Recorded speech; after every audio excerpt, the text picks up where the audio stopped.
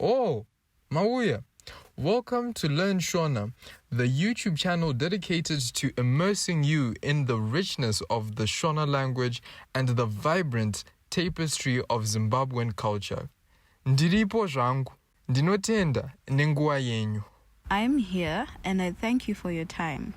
Nasi, we embark on an exciting journey to explore the importance of Shona, our cherished language, and the significance of preserving it for generations to come. Tinoda kuziva kuti kune vanhu vakawanda vachada kudzidzira Shona. We want to know that many people are eager to learn Shona. Shona is not just a language. It is a thread that weaves together the tapestry of our Zimbabwean identity. Kune nzira dzakawanda dzinoratidza kukosha kweShona. There are many ways in which Shona is truly precious. Tinoda kumutsiridza Shona neshungu dzekuona kuti inobudirira pakati pevanogona kuikanganwa. We want to revive Shona with the desire to ensure that it thrives amidst those who may forget it. Nekuti nguva dzese Shona iripo pakumutsiridza zvatinoda kuva.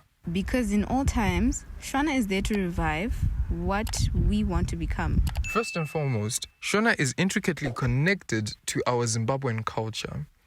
Inopindirana netsika dzedu, mazita nenhoroondo yedu. It is intertwined with our customs, names, and our history. Through Shona, we can unlock the doors to our heritage, paving the way for a deeper understanding of who we are as people.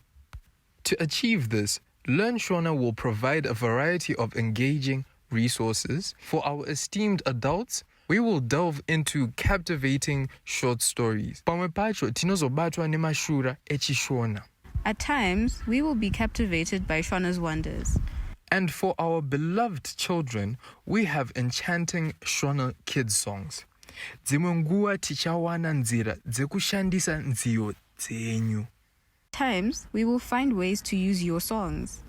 Kwete kumirira kune nzira dzekuita zvinhu. Not just waiting. There are ways to do things. Together we can create a vibrant community of Shona learners, united by a shared passion for our language and culture. Subscribe, like, and share to join us on this incredible journey of rediscovery and cultural celebration. Mwari wakuropafadze, ndinokutendai nenguva yenyu. God bless you and thank you.